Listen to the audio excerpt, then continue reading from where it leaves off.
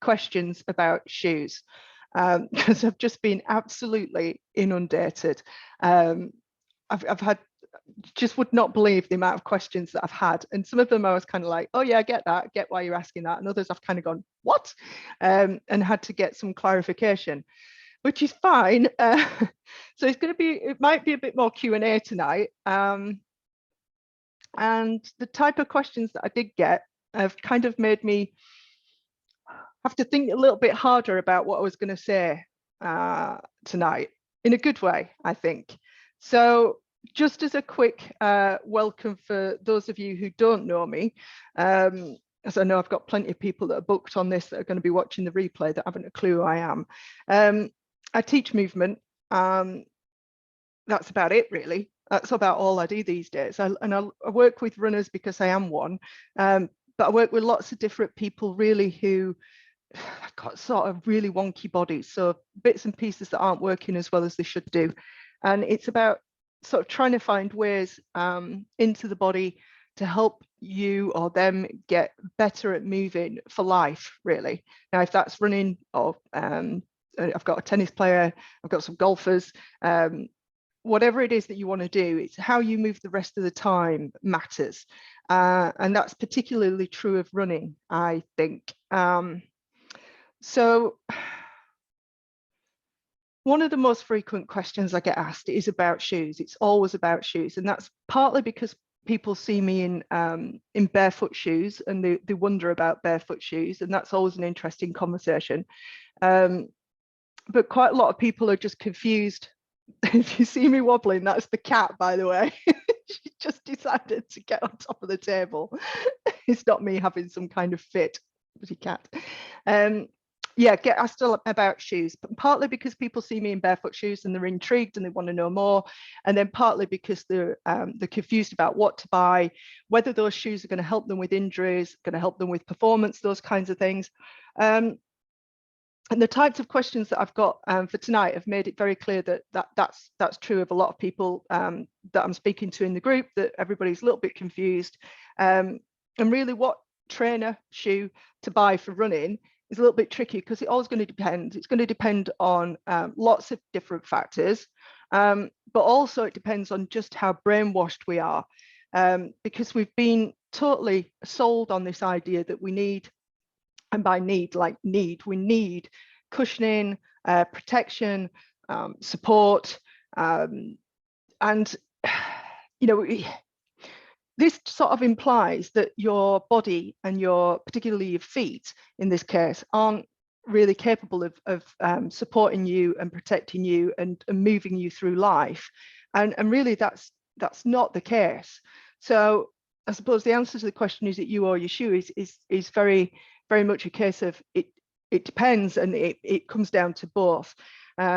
So tonight isn't about, you know, it's not about barefoot and barefoot shoes and all the rest of it.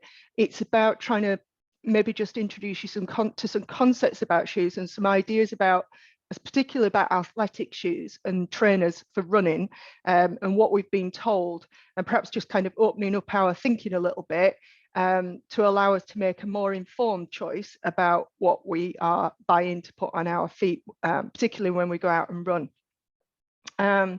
So just as a quick aside, you know, I have lived this process. I started running when I was younger. I went through the whole process of injuries and physios and expensive orthotics and umpteen different types of trainers in an attempt to try and alleviate some of the pain and suffering that I was going through. Told by those various physios and orthotics people that I would never run past 15 miles a week. And really, I lived with that. I was convinced that I was utterly broken, that I needed something in my shoe to prop up my feet in order to keep me injury proof and pain free. And it, you know what, after a while, it just kind of didn't sit well with me. It just, I was like, really? Is this it now? I was sort of, when I was like mid-20s, early 30s, perhaps at that point, you know, is this for the rest of my life now? I'm going to have to, and I was told this, that I was going to have to wear orthotics for the rest of my life. And that, like I say, I'd never run past 15 miles a week. And, you know, it wasn't until I started researching, and then I started getting qualified in various different types of movement, and really started to question, you know, how the body moved, how it worked, are everybody's feet so fundamentally useless that that they need all this protection and shoe cushioning and all the rest of it? So, you know, eventually it took me a long time. It took me a long time of working on my own body, working on my own feet, going barefoot quite a lot, getting some barefoot shoes, becoming a healthy foot specialist, all sorts of stuff. And I've been barefoot and minimalist shoe now for about 15 years. So it's taken me a long time to transition, because I was in quite a bad way, really, with injuries and stuff like that. I was pushing myself through things that perhaps I shouldn't have done, like we all do. It happens. You know, and now I spend my days sort of coaching people around injuries, aches, pains, bad backs, chronic fatigue, all sorts, frozen shoulders. And I'm trying to get them to build these resilient bodies back up. And it starts from the ground up. So what you put on your feet is, you know, it is really important. And so are your feet ultimately at the end of the day. So like I say, I'm coming off the fence tonight. Usually I spend my time kind of presenting a balanced argument. You know, because I do look at all the research. I look at the research for injuries in running from one thing, and is it caused by another? And whatever somebody says to me, I'm always very much, it depends, you know, and if this works for you, that's great. If this works for somebody else, that's fine too. And really, tonight might polarize people a little bit. You'll either think I'm completely mental, or it will make perfect sense. But the only way is to kind of go for it and see what happens. So, like I said, people ask about shoes in relation to injury usually, or performance. And the research at the moment that's out there suggests that it doesn't matter. Shoes matter least in relation to injuries, particularly. You know, and that's fine, but I think the researchers are looking at shoes that look like this, and this is Simon's trainer, you know, and so sort of the research that's out there is looking at shoes and comparing shoes that essentially look like that. Because if that wasn't the case, then we'd all be, you know, if shoes didn't cause injury or didn't cause us any problems, we'd all be happily running barefoot down the street or putting on our favorite stilettos to run a marathon. And the very fact that we don't do that suggests that we're all bright enough to realize that running a marathon in your stilettos is probably not the brightest idea you've ever had. So shoes do matter. But what shoe companies have is a vested, bloody cat knocking everything off. They have a vested interest in selling us shoes that they claim are going to protect us, they're going to cushion us, they're going to support us, and they're going to stabilize us. And as a result, they're going to prevent or decrease or reduce our injury risk. And we have these cultural beliefs around footwear, particularly athletic footwear, why we need it, what it should look like. And there's this constant innovation of new fabrics, different types of cushioning, the soft stuff in the middle, the flaring out of the heel cup, the stack height, how high this bit is, well, how high all this cushioning is. You know, you've got your air bubbles, you've got your gel soles, everything that they would have us believe is going to improve our performance or protect our bodies. They've actually done some research to suggest that the more expensive the shoe, with the better marketing, if you like, the more effective marketing that's that you believe in, is actually more injurious. In other words, you're more likely to get injured from wearing a more expensive running shoe, because you believe that the marketing hype, you believe that it's going to protect you. So you go out and do something slightly more daft than you would have done if you were wearing a shoe that hadn't come with all that rubbish attached to it. So I mean, that's kind of where we're going tonight. We're going to look at some myths around shoes, and we're going to look at our beliefs around shoes, and we're going to we'll try and work out what's actually important. So I'm going to go through the questions that I got asked, and I've got my list. I'm going to go through the questions that we got asked, and I might be giving two answers to it. I might be giving an answer that that is designed to kind of make you sort of just think a bit more widely, perhaps, or even at all about it. You might not have thought about it at all. And then an answer that might fit more with kind of what you're expecting, but we'll see. So where are we? Let's have a look. So here we go. I've always wondered about the controversial debates in the running world around the two topics: drop height, zero versus barefoot versus cushioned, benefits and cons of each, foot strike angles, and changing training from heel strike to midfoot to toe, and the benefits and cons. That's one question. That's one. And then I've got, so following on from that, quite interested in finding out more about barefoot trainers, whether our feet need support. Orthotics, I was told I need to wear orthotics because I've got overpronation on one foot. Do you need to buy supportive trainers or not? Minimalist shoes versus running shoes. And then the last sort of question in this little bit was, I wear Hoka shoes because I have bad knees, a bad back, and to help with impact, but some people say I shouldn't. I have no cartilage in my knee, and I also had a back operation on L4, L5, and I was told the best I've tried is Hoka, but they don't seem to give me the support. But some people say I'm making it worse. Right, so boiling all of that down then, we've got questions there around to wear cushioning or not, foot strike, whether there's one better than the other, barefoot or minimal or normal shoes, orthotics, overpronation, whether you need support, and then Hokas, which are a brand of trainer that are really, really, really, really cushioned, like super cushioned. They take it to a whole different level. They look amazing. It looks like you're running on a cloud. I'm busting to try them actually at some point, just out of interest.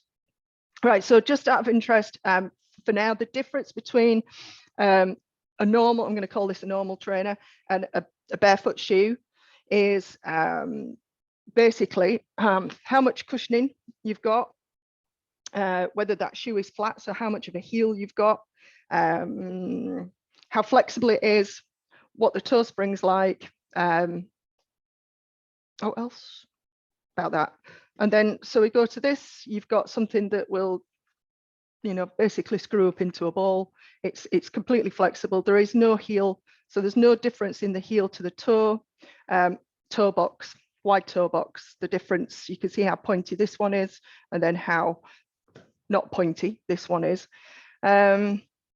So stack height or drop refers to, in this instance, stack height is how much stuff, padding, cushioning, rubber, is between your foot and the ground. So everything, including sort of the thin layer of rubber, the cushioning, the midsole stuff, if you've got like a sock liner inside, all of that contributes to the stack height.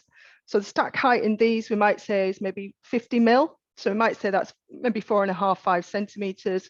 And then the stack height at the forefoot is probably around maybe 20, 25.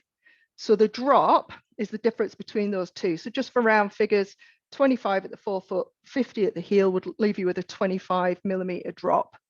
So that's a 2.5 centimeter heel in these bad boys, roughly. I've not actually measured it, but there you go. That's just roughly. So maybe a 2.5 centimeter heel. So, you know, even normal trainers have quite a big heel, whereas something like this, no heel whatsoever, and you can literally feel everything under your foot, the ground wise. So that brings us on to cushioning then, and I'm gonna be very clear here about what I'm saying tonight.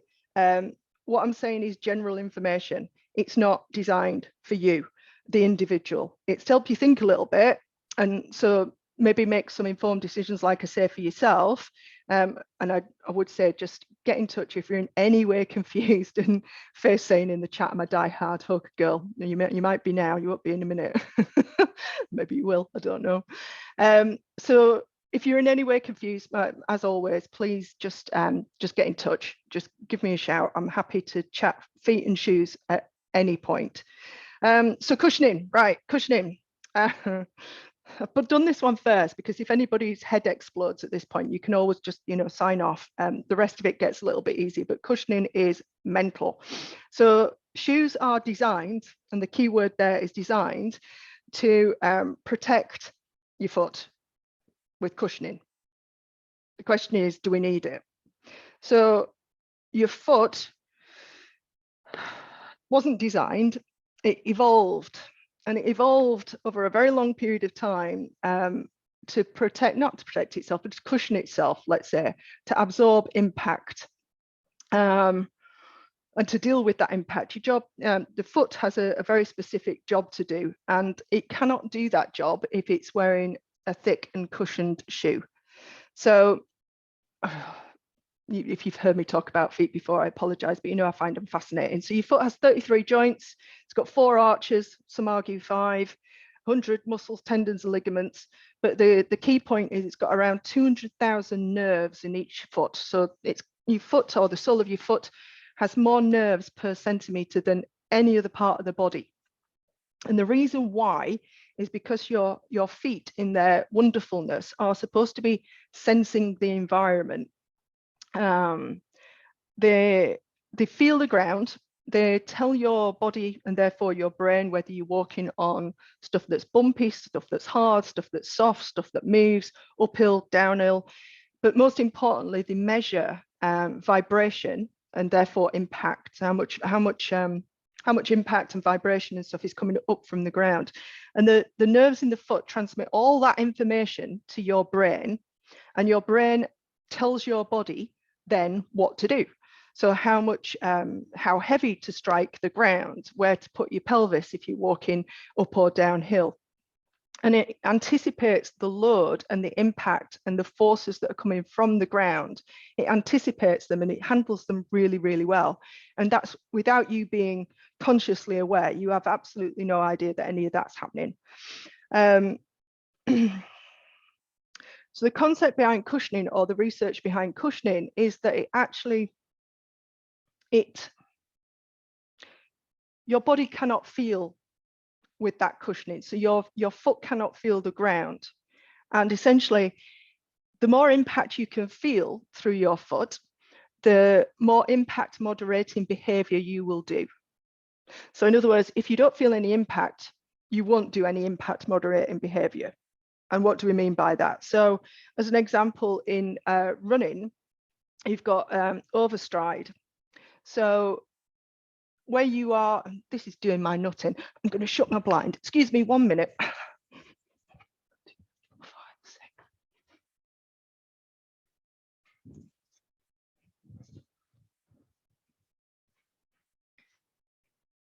Oh, much better. I'm going blind talking to you all. Right, so where were we? Cushioning and impact moderating behavior. So the more cushioning you have, the more likely you are to overstride. As an example, this is just an example. I could have given you loads of different ones, but an overstride is essentially when you're running, your foot lands way outside or in front of your body, and that's like a braking force. And you're landing with a lot more impact through the body than is ideal. But your body can't feel it, so it has no idea. But just because your body and your foot can't feel the impact doesn't mean it's not there. So it's still traveling up your body, as it were.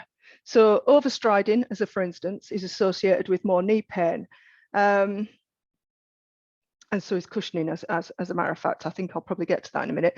But in terms of minimal shoes then, or if you're running barefoot, you're less likely to overstride. Because it's an impact moderating behavior. Your body goes, well, I can't possibly land my bare foot that far out in front of my body. It's going to hurt. So it doesn't. It just brings it closer under your center of gravity without you even being aware of it. And that's an impact moderating behavior that your body does without you being aware. So there's actually research out there that suggests that that cushioning in athletic shoes is directly related to knee arthritis. The more cushioning you have, the more likely you are to develop knee arthritis. And it's believed to be due to the fact that when you land on a softer surface, the more softer the surface you land on, the more your body will land more stiffly, the more stiffness you will generate. So in terms of overstriding then, the softness of the cushioning of your shoe, you're going to land with a stiffer leg, as opposed to landing when you run with a soft knee, a relatively soft knee. So the softness of the knee with a harder impact in a barefoot shoe, for instance, means that your body is dealing with the impact, whereas landing with an outstretched leg with a soft shoe means your body can't deal with the impact. It's landing, it's letting the shoe deal with it, or thinking the shoe's dealing with it, but it isn't. that it's still coming up the leg and it's still felt by the rest of the body. I'm trying to think of another analogy. They've done similar research with gymnasts. They've found that the level of impact forces with gymnasts, when they land, if they land on a soft mat as opposed to a harder mat, the impact forces actually increase, and the same concept applies to shoes. So really what's happening is when you land in a cushioned shoe, there's a moment, well, there's time where your foot is compressing all that cushioning. And while it's doing that, in other words, you kind of sinking, all that time, you're on the ground. You're, it's your contact time with the ground. You're on the ground that entire time, your bottom's out, and then you have to come back out of that to spring back off.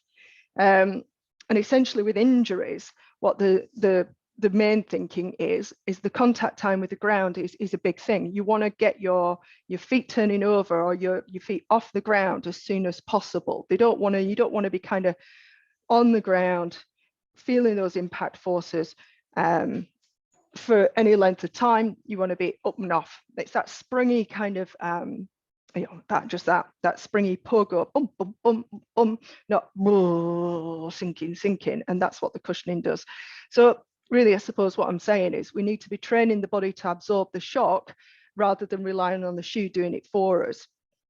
Does that mean that you should run out and buy a non-cushioned shoe and go out running in it? No, it doesn't. Why? Because shut up, you. Because if you are used to running in a cushioned shoe, then the chances are, if you go out and swap to a non-cushioned shoe overnight, that you might hurt yourself. So, I mean, I'm hoping that's kind of blatantly obvious. And I'll drag all this together once I've kind of gone through it all into some semblance of something that makes sense, I hope. And you're going to shut up now, or are you going to contribute to this conversation? Well, I'm just going to sit here. All right, so that brings us into foot strike then. So I kind of touched on it a little bit. So where you would naturally land on your foot, whether it would be the heel, the midfoot, or the forefoot, is where you land, and it's dictated by really how you move the rest of the time to a certain extent, and also just your natural kind of your natural structure and your biomechanics and just how you are built. That said, it's also dictated by what you put on your feet, and the heel, just simply given the size of it, and this is, I mean, all right, this is Simon's shoe, it's a big shoe, but ultimately this isn't very different from any women's running shoe. Simply the very fact of this massive amount of stuff under your heel means it's going to be very difficult when you come into land for you to land anywhere other than with this first.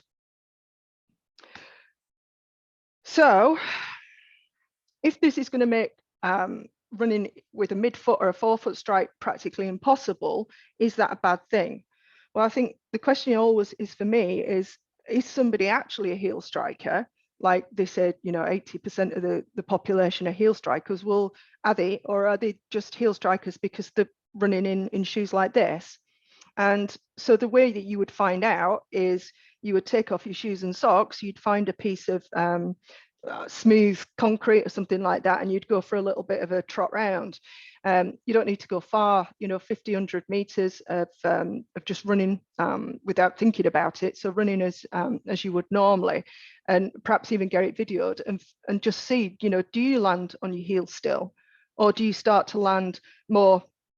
So if that's a heel strike here, do you start to land more here or more here, which would be midfoot, and then forefoot would be more towards the toes, not on the toes, but more towards the toes. And essentially this comes back to your impact moderating behavior again. So to land on your heel is quite a jarring, heavy, hard force, whereas to land on your midfoot is it's better in terms of impact, let's put it that way. Again, they've shown that there's research out there that shows us that, but as soon as you put a shoe on, everybody goes back to being able to land on the heel because they can, because the shoe is protecting the foot from feeling that that's probably not the best way of landing, and that it's actually every time you land on your heel with your foot further out in front of you than is ideal, it's essentially just a braking force. You're not very springy in that position. You're actually on the floor a lot longer. So in terms of that question about whether it's desirable to change your foot strike, the answer to that is bigger than I can cover here. And I do change people's foot strike, mainly temporarily. And the reason would be is that it can offload impact from one area to another. So impact is impact. You can't get rid of it, it's there, but you can change where it goes. So for instance, you know, if somebody comes to me and they've got a knee issue, and I'm talking very generally here, but personalized for the client would be if it was a specific knee issue and we wanted to offload their tissues, you might take them down less cushioning so that they feel more impact, so that the impact travels to the foot rather than the knee.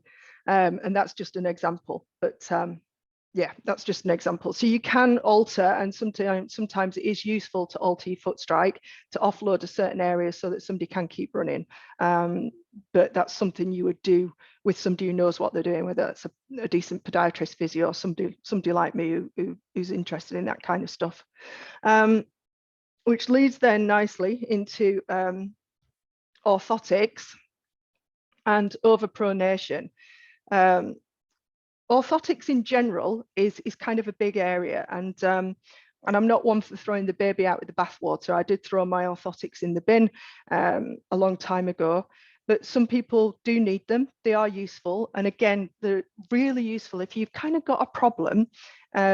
There's nothing wrong with using, so if you've got plantar fasciitis as an example, an orthotic might be like a gel heel cup, which just lifts your heel up slightly, offloads the plantar fascia, and just allows it to be a little less painful so you can get about and do your daily business.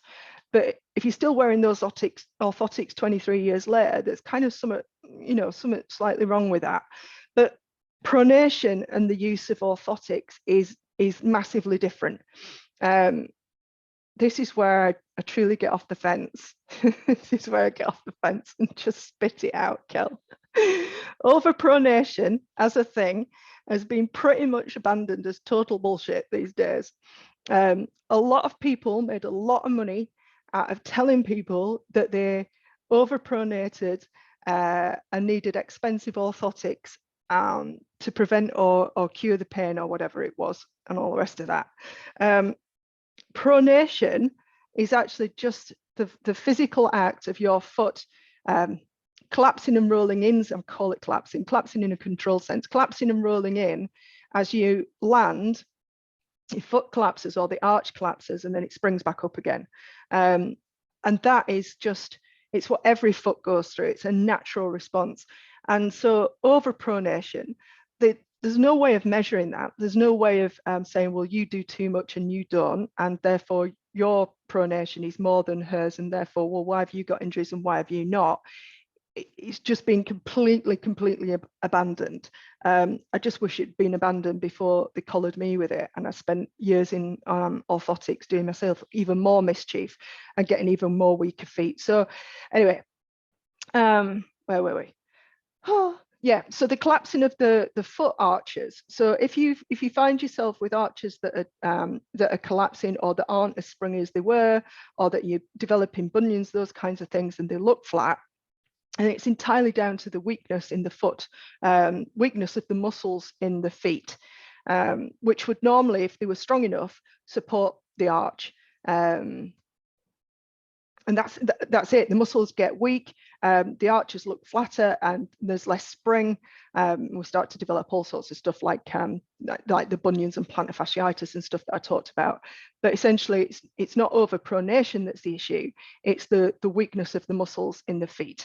And why are the muscles in the feet weak? Because they're constantly stuck in shoes and not being able to move. You know, that sort of weakness that we're talking about, the response was to sort of shove, you got flat foot, was to shove an orthotic in to support the arch. And by pushing the arch up, the foot then had even less to do, and so became even weaker. You know, it's equivalent of if you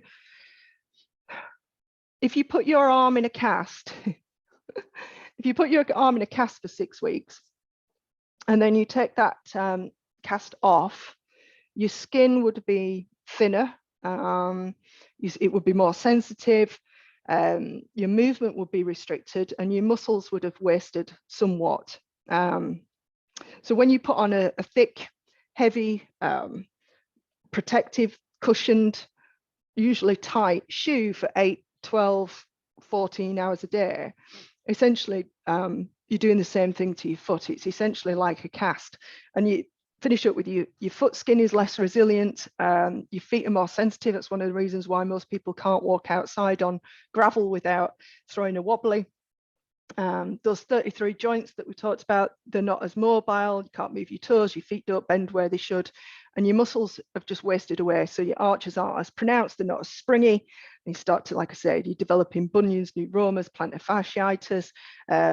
All those things now are more under load than it should be. And the blood flow is restricted by the fact that the foot isn't moving as much as it should, so it doesn't heal. Even daft stuff like if you're one of those people who's always got cold feet, you know, you get into bed on night with your partner and they're like, don't touch me with your feet, they're like blocks of ice. You know, some of that is down to the fact that that the blood flow is restricted. You know, the foot isn't moving, it's not warm, and it's down to how much it isn't moving and how weak it's got. So there's probably something to be done there. So coming to the Hokas, the lady who asked about the Hokas, so she has, and I kept this one in because I think it's important to kind of cover it. You know, she's already got a problem with cartilage in her knee. So she's no cartilage in her knee, so she says, and she's had an operation on her back as well. And so, you know, prevention is better than cure. At the point at which your feet, your back, your knees, etc., are starting to need some kind of surgery, then you're talking a whole different approach is needed. And I'm not here on a general workshop like this to tell you whether your use of Hokas is a good thing or a bad thing. Definitely not. I just can't. But I could help you from a personalized approach by looking at some of your movement. So I'm not going to give names out, but you know who you are. If you want to chat to me about it personally, then I'm more than happy to do that. Absolutely. All right, so next question then. Some of the terminology used when buying shoes is quite baffling. I understand neutral when it comes to pronation, but what does stability mean as a category, for example? So we're back to sort of pronation, stability, etc. So the actual technical definitions are a stability shoe, or a shoe that, a stability shoe with stabilizing features, that's the word I was looking for, is designed to help people who overpronate. That's what they say. I mean, that's why they were developed. They're usually more rigid. They've got greater support through that midsole, so under the arch essentially, and into the heel. The more rigid. And then you've got, what's the other one? It's left me. Motion control shoes. So motion control shoes were made to support really heavy people that are heavy with flat feet or really severe overpronation. So like the next one's up, you've got like the stability shoe, and then you've got the motion control shoe, and they've got like a heel cope, and they've got what they call motion control. They've got sort of posts and bits and bats to try and stop the foot kind of rolling as much during each step. So they're also a lot heavier and a lot stiffer than the neutral shoes or even the stability shoes. So most professionals, most people who are ethical about their approach to the body, to the feet in particular, agree that the supports and posts that they actually put in these shoes to manage pronation don't actually work. They don't do anything at all. So, and literally stability and motion control, the words that they apply or that they stick on the box are just that. They're just marketing gimmicks. They're just marketing gimmicks designed to separate us from our cash. And hoping that makes you as angry as it makes me. But anyway, so there was, where are we? Let me see. If my ankle's shifting, do I need orthotics or different shoes? Now, I'm guessing here, I can't remember who sent this question in, but I'm guessing here that So when somebody says to me, somebody's told me that my ankles roll in, that to me is somebody's told you that you've got overpronation. We're back to that old chestnut. Normally I would say it depends, and certainly, you know, your situation, whoever you are, might be unique. But in my experience, most people who have been sold that kind of that lie, really, that they overpronate and need special shoes or orthotics, actually just need to look at strengthening the feet and ankles, and looking at the mobility of the hips and spine as well as a bare minimum. And essentially, you know, so strengthening the feet, ankles doesn't require any special equipment per se, requires a bit of knowledge, and you might have to pay somebody for that, that's fine. But essentially it's free, you know, and that's why nobody's talking about it, particularly in the athletic shoe space, because there's no money to be made in people strengthening their feet and getting their feet in such a state that they don't need all this special kit. Oh, right, where are we? This was a good one. Where can I get the gait of my feet measured? How much does it cost? Is there a best pair of trainers for each gait type? What is a sign that trainers are worn? And is this when you start to get injuries? Coupled with that, somebody wanted to know how often you should change your trainers. Somebody said, how often do you need to get a gait analysis done? Is there any difference in the way you lace up your trainers? Best trainers on a budget? Well, gait analysis, unless you are getting a full-on professional in a lab 3D super duper analysis done as some kind of elite athlete, then the gait analysis that most people are referring to is what happens when you go to a running shop or running shoe shop, a trainer shop, and they stick you on a treadmill and they video you from usually just from the back. Sometimes you might get the side view and the front view, but they're typically looking at just your foot and ankle mechanics, essentially, and have a guess why. They want to see whether you are a overpronator, a supinator, which is the opposite, or somebody in the middle. And on that basis, they prescribe you a shoe. But given that we've just said that the motion control stuff doesn't actually work and overpronation isn't a thing, then we're kind of wasting our time a little bit.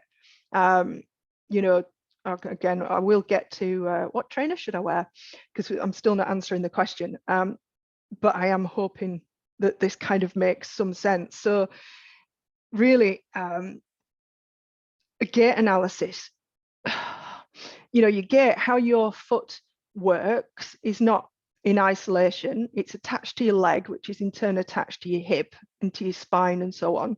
So it's about more than that. It's about your movement overall. So if you are going to get some kind of analysis done, have a think about why you're getting it done. If it's for shoe prescription, don't bother, because there's just no point. It's not worth it. If it's to understand more about how you're moving to improve performance, as a for instance, maybe to prevent injury, maybe, because you can't really say, well, somebody's doing such and such, that means they're going to get injured. You can't prove that. There are certain movements that are more likely to create injury, potentially, you could argue, but it doesn't necessarily mean it's going to happen. So if you're going to get a gait analysis done, have a think about why you're getting it done.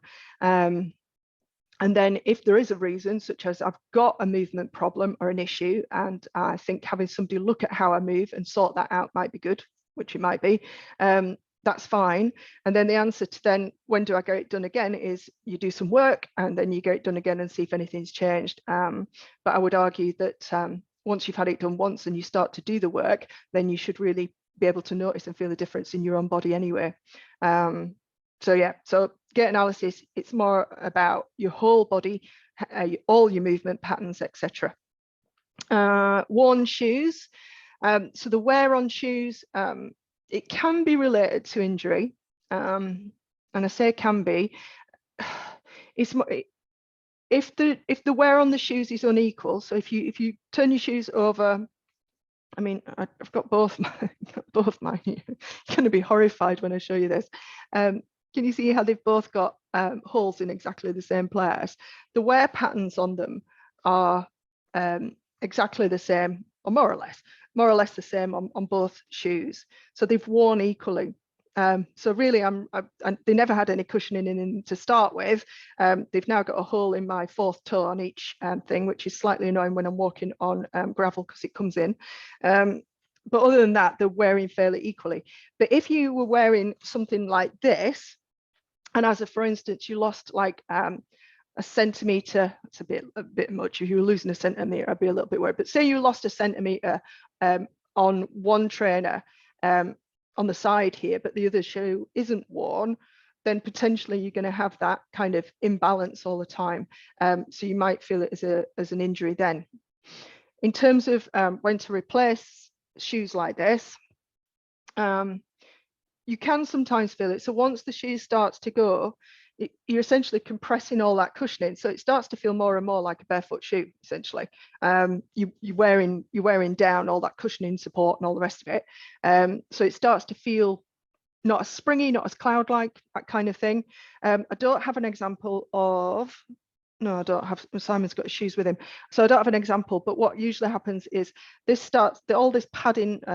Cushioning, rubbery stuff on the outside, it starts to compress, and you start to see lots of creases in it. And those creases, instead of kind of popping back out of the foam or this rubbery stuff, they start to stay. So at the point at which you start to see that. And then the other thing as well is you've got this thin layer of outer rubber on the bottom, and that's the stuff that's got the treads in it. When it's like your car, really. Once that starts to go, again, that's usually when you need to replace it. They say 300 miles, 300 to 500 miles. That depends on the shoe. It depends on whether you're running on trail or road. It depends on how heavy your foot strike. It depends on how heavy you are. So there's lots of things. But how your body feels when you're running in them, whether you're losing this height, so whether this is starting to compress and you're starting to get the creases, and then whether sort of this stuff is disappearing off the bottom. They're the sort of, your main three. And if you're heading up to sort of 200 or 300 miles, then you might want to think about replacing them. Where are we? Let's have a look. Shoes for summer. As it gets warmer, my feet swell and the shoes get tight, even though they're already bigger than the size I usually take. So swelling of the feet is I'm going to say relatively normal. I was going to say relatively normal. Is it normal? Well, in the absence of any pain or redness, so if you were getting swelling with pain and redness, then I'd be off to the hospital fairly sharpish. But if it's just general swelling, like I say, without pain or redness, I'd be looking. If it's happening in summer, I'd be looking at hydration and electrolytes if it's warm. That's the implication. It's summer, it's warm, and my feet are swelling in my trainers. So you've got it's down to the heat, and I'd look at electrolytes and fluid first. There is so just like when you work out your muscles and you get little tiny tears in your muscles, and then those muscles then get stronger. When you are running, the same happens in your capillaries, essentially. So the little teeny tiny blood vessels that deliver oxygen to your tissues in your feet, they're working, they get more blood pumped through them, and as a result they get these little tiny tears, bit of fluid leakage, and your foot swells. My question would always be, if your foot is able to move, it becomes like any other muscle. It becomes like a pump. It's going to pump the fluid back out of it, up your leg, and distribute it back to where it's going. So if your shoes are too tight, or they don't fit, and we might be able to cover fit tonight. You might think you've gone up a size, but it might not be enough. But essentially, if you're in a shoe like this bad boy that doesn't allow your foot to move, you don't get that sort of pumping action or the muscles pumping to shift the fluid back out. That would be my other question. That'd be something that I would be looking at as well. Otherwise, fluids and hydration and stuff. Josephine's not here. So I would be really interested in a flexible trainer that I could fit toe correctors in. Other than barefoot footwear, I don't know anything about a decent trainer. And then, so the lady who asked that question, it has bunions. And then I had another question from, she said, I know a couple of us mature ladies would like help with bunions where we can run, but we land incorrectly due to foot shape.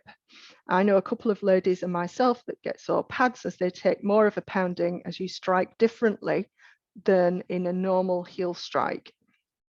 So these are both bunion questions. Bunion is the movement of your big toe across towards the other toes. So your foot should be widest at the toes, not the ball of the foot.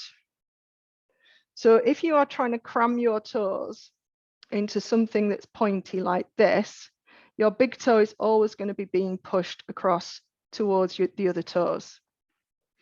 So remember I said I was getting off the fence here. Here we go. All bunions are caused by the shape of your shoes and the way that you are walking and how you're moving the rest of the time. They're not hereditary. Doesn't matter if your mom, your grandma's dog had them, doesn't matter. They're all 100% caused by your shoes and the way that you're moving.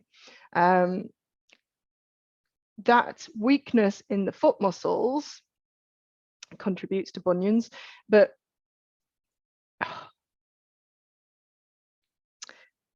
the most important part of that is this pointy toe box. I'm just going to come back to it before I move on. If your big toe is being pushed across towards the other toes and it's not where it should be. So here's my foot in toe separators. And those toe separators are designed to push my big toe back out to where it's supposed to live instead of, so there they are with my toes spread. And if I drag my toes back together, instead of, it's really difficult after I've been wearing them, instead of that narrow kind of push together. So I'm looking for big wide toes instead of being narrow and pushed together. So the big toe, where it is, if it is across out of position, is going to make it very difficult for you to push off. So your big toe is supposed to be out to the side so that as you progress over it, you use it to push off. If it's moved across, you can't do that. So it makes walking and running efficiently very, very difficult. And as well, if you can't push off with your big toe properly, you get more side-to-side movement in your knee. So people that suffer with bunions also tend to suffer with knee problems. So yeah, so the answer to Joe, your answer to question, where it's still, so you want something that's cushioned, which I completely understand given your situation, but with a wide enough toe box that you can put your toe correctors in and still have zero drop, so still have no heel. And the answer to your question is Altras. They're called A-L-T-R-A-S, Altras. And so they've got a wide toe box, zero drop, lots of cushioning, but you'll be able to get your toe correctors in so that you can keep your big toe where it should be while you're moving about. The next two questions: why are my toenails always falling off? They go black and fall off no matter what shoe I wear, what size it is, what style it is, they still go black. And then the second question: why do my toenails drop off and go black? My shoes are the right size. So both of those people are telling me that their toenails fall off, but they were at great pains to tell me that their shoes were the right size. And the implication there is that they don't think the shoes are the problem. So black toenails are, they call it a subungual hematoma. Essentially, like if you drop something on your toenail, it goes black and it can fall off. And it's blood pooling under the nail. And eventually your toenail drops off. Doesn't always, but it can do. And it's the result of lots of, when you're running, it's the result of lots of tiny little impacts on the nail bed over and over and over, and they damage those little blood vessels under the nail, and they bleed, they go black and they fall off. So we just talked about toe boxes and bunions. So coming back to the narrow toe box. So if your toes are being squashed into something like this, that is not a shoe that fits you. That's a shoe, or that's you fitting into the shoe. I hope that makes sense. That's you fitting into the shoe. The shoe doesn't fit you, because if it did, you would have enough room in the toe box to spread your toes. Now, the only thing I can say about this further is when I was running in normal shoes, I never had any toenails, and I used to wear it as a badge of honor. But since I've been sorting out the strength of my feet, which probably means the circulation as well, does mean the circulation as well. And I'm in barefoot shoes with my toes having room to move and my feet having room to move.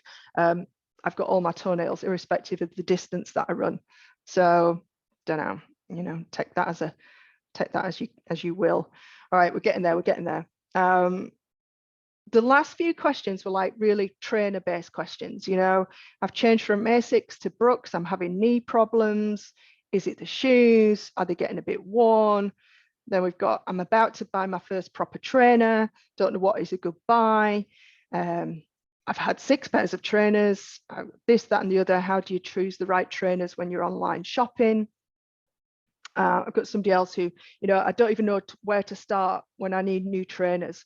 What's the minimum list of requirements to look for? And should I go half a size up? So these last few questions really were sort of, you know, what trainer should I buy? And it doesn't matter, is the response after all of this. You know, I've spent all night kind of telling you about the evils of shoes and cushioning and the lies that we've been told by the athletic shoe industry in particular. But I've also been trying to emphasize that there's a problem with your feet as well from being in those shoes. So if you decide to go from wearing a very built up protective shoe to wearing a less built up and effective shoe, protective shoe, then like I said, the chances are you're going to potentially, you know, maybe not, but potentially cause yourself a little bit of a mischief. There's that many different trainers out there, all different brands, models, makes, etc. But despite what they tell you in the marketing, despite what they tell you about all the different foams, the different rubbers, the different materials, etc., they are all the same. They're all based on the same shape. They're all based on the same kind of concept, unless you're getting into sort of carbon fiber stuff and stuff that the elite runners wear, which takes us onto a whole different thing. But for our purposes, the sort of average trainer, they're all pretty much the same. You've just got to find something that fits, not easy, particularly with a toe box like this, and is comfortable for you to run in. So, you know, if somebody comes to me and they say, should I change into a barefoot shoe for running? And I say, absolutely not. And they go, well, why not? You've told me that I need to be wearing barefoot shoes.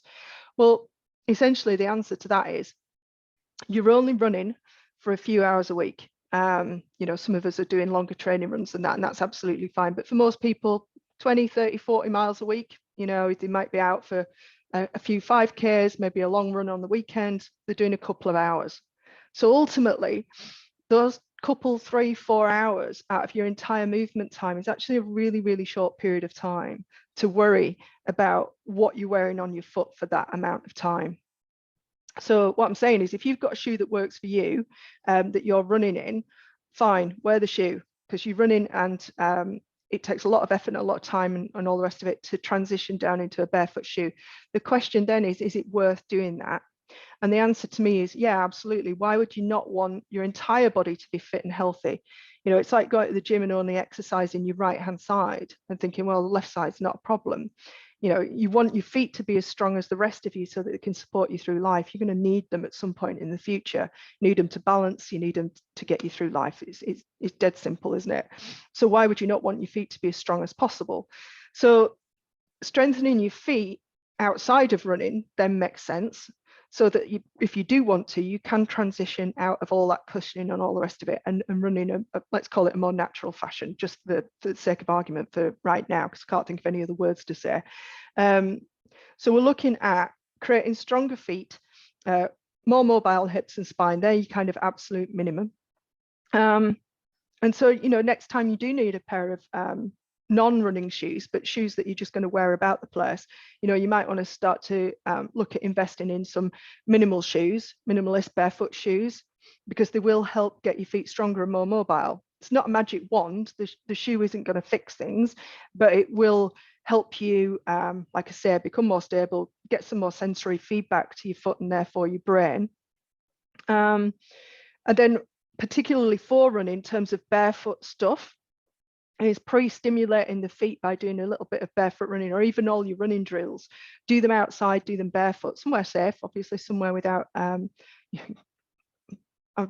stating the bloody obvious here, but somewhere where there's not a ton of glass on the ground or a ton of dog poo knocking about. So somewhere safe where you can pre-stimulate the feet by just going out for a few 50-meter back and forward, run, walk back, run, walk back. And essentially all you're doing is stimulating the bottom of the feet, the nervous system, you're connecting your brain to your feet. Essentially, as soon as we put a shoe on, we become slower, become less springy, we become reactive to the ground instead of responsive to it. And by responsive, I mean more agile, more fleet of foot, more bouncy, more springy. But training barefoot before you go for a run, doing some of your drills, doing some strength work in bare feet, helps to keep your nervous system sharp before you put on your running shoes, and it can go a long way to helping you to develop stronger feet, ankles, lower legs, and eventually, or ultimately, help your body deal with some of the impact forces that it is going to feel when you go out for a run in those super cushioned shoes. So let me sum up. The answer to the question about trainers is finding one that works for you. There isn't any right or wrong when it comes to, you know, there isn't an overpronator, a supinator, or a neutral foot. They just, you know, that's kind of it's the unicorn at the moment. So it's finding shoes that feel right for you when you're running and comfortable. Like I say, fit is a bit of an issue, and I'll do you a short video on how to tell if your trainers actually fit you. But if you haven't guessed, I'm kind of massively passionate about feet and the stuff that we put on them, because I feel like we really have been sold a very expensive lie. And it's not just expense in terms of the shoes that we've been told to buy, the physios that we go to, the orthotics, but also expensive on the impact that wearing those kinds of shoes has on our ability to move well throughout life. The expense of things like bunions and bunion surgery, the expense of our lack of ability to balance, or our body's ability to balance, because we can't sense the environment, which all eventually leads to deterioration of joints and eventually falling, that kind of stuff. Whereas if your foot is strong, healthy, mobile, just like the rest of you, if it's strong and healthy, it's got more of a chance of lasting longer. You know, lasting longer, well into your 70s, 80s, and so on. So to me, it's a no-brainer to look after it. And part of looking after it is deciding what to put on it, and being very aware of the stuff that we're told is not necessarily, you know, not necessarily true. I think we're taught to look outside of ourselves for answers. You know, we're taught to look to physios, we're taught to look at shoes, podiatrists, you know, even things like go to the pedicurist to have your hard skin shaved off your heels, those kinds of things. You know, why have you got hard skin on your heels? You know, it's almost like we don't even question why we're having the issues that we're having in our feet or further up, those kinds of things. And my goal really is to try and help you look sort of within for those answers. You know, what makes sense to your brain? You know, do you truly believe that as human beings, we evolved with feet that were just that weak and pathetic, that they need constant coddling and propping up, and that they're not capable of supporting you? Or do you believe that feet actually should be able to support you and should be strong like the rest of us? So I suppose what I'm saying is, you know, your feet are hugely important, and what you put on them really does matter. But in terms of that short bit of running that you're doing, I say short, some of us are doing longer stuff, but in terms of your overall movement, the time that you spend running is relatively little in comparison to what you're doing the rest of the time. So Faye's put two really happy laughy faces in there, and I don't know whether you're laughing at me or with me or something that I said 20 minutes ago. I'm like,